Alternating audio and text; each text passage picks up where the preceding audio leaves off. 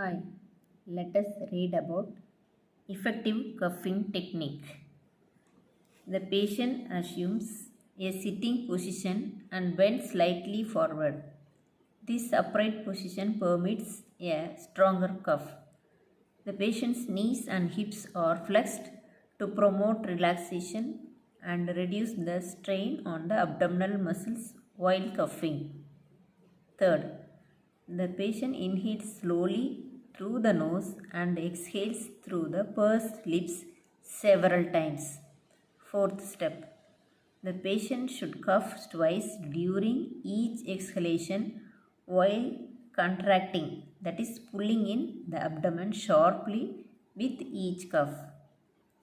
Fifth point, the patient splints the incisional area, if any, with firm hand pressure or supports it with a pillow and rolled blanket while cuffing.